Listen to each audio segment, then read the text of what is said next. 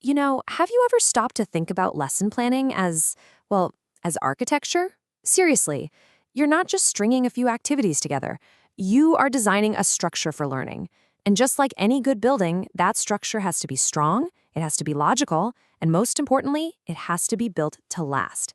So let's get into the blueprint for that exact kind of design. And that's really the big question, isn't it? It's probably the toughest challenge for any of us in education. How do we get beyond just teaching for the test?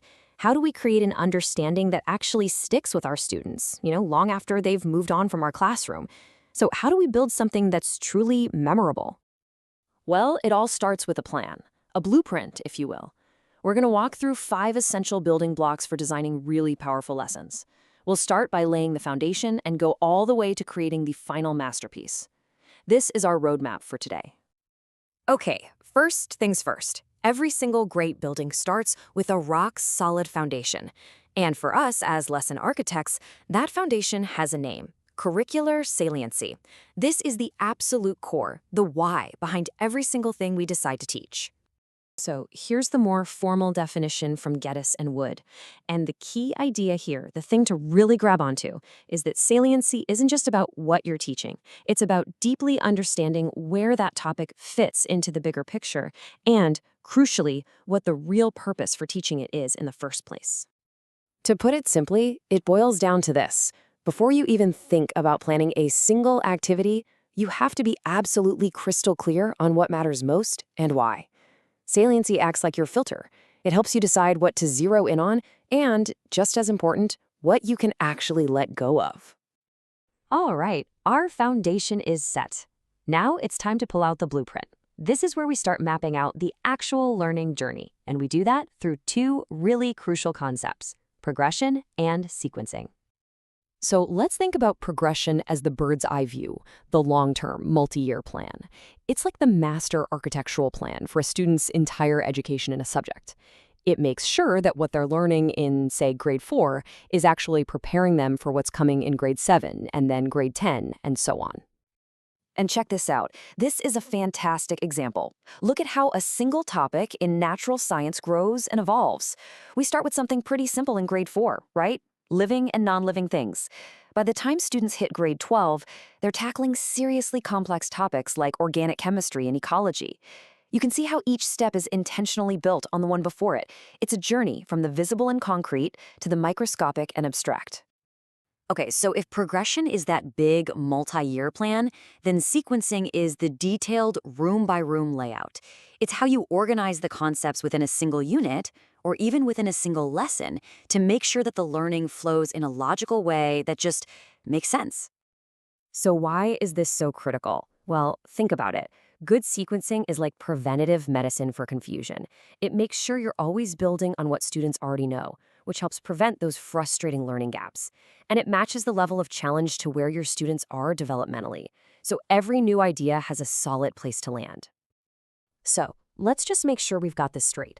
Progression is the macro view. It's the entire staircase, from the ground floor all the way to the top. Sequencing, on the other hand, is the micro view. It's the individual steps you take to get up just one flight. You absolutely need both to build a learning structure that doesn't collapse. All right, we have our foundation and we have our blueprint. But let's be honest, a building is way more than just a frame, right? It needs substance. It needs walls and pipes and electricity. For us, that substance is depth and rigor. Now, rigor isn't about just piling on more work, not at all.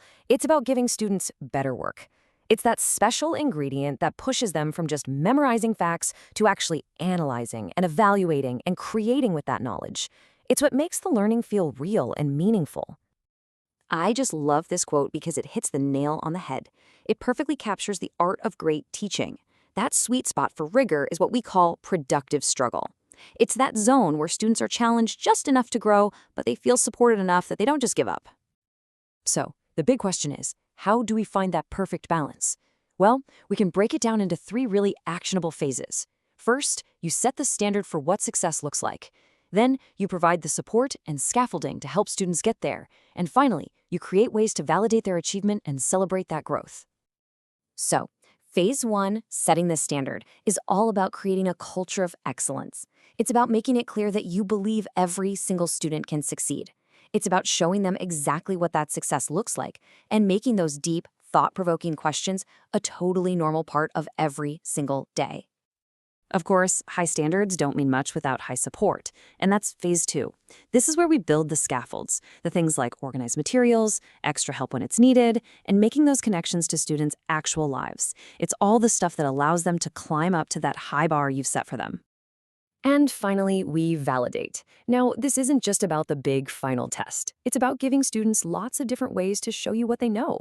It's about letting them learn from their mistakes through revision and, maybe most importantly, empowering them to actually reflect on their own learning journey. Now for our fourth block. You can have the most beautiful blueprint in the world, but if the construction crew shows up and doesn't have hammers or nails, well, you're not getting very far. The same is true for teaching. To support all this rigorous learning, we need an organized toolkit of resources. Okay, I know this might seem a little basic, but trust me, it is absolutely foundational. An organized space helps create an organized mind. Creating a clear, simple, accessible system for all your materials isn't just about being tidy. It's about removing friction from the learning process for both you and your students. A well-organized toolkit makes everything else we've talked about possible. And this really brings us to the heart of it, doesn't it? This question, what are your standards in your classroom?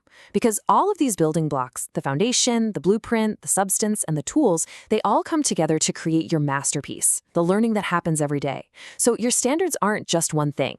They're built on that solid foundation of why you're teaching. They're shaped by the blueprint of progression and sequencing. They get their substance from depth and rigor. They're held up by the tools you have ready. That intentional design, that is the key that turns a simple lesson plan into a lasting legacy.